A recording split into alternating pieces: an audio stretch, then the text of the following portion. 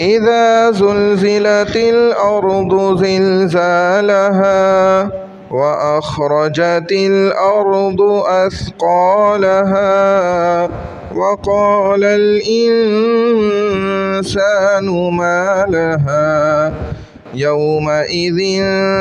تحدث أخبارها بأن ربك أوحى لها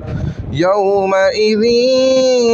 يصدر الناس أشتاتا ليروا أعمالهم فمن يعمل مثقال ذرة خيرا يره ومن يعمل مثقال ذرة شرا يره.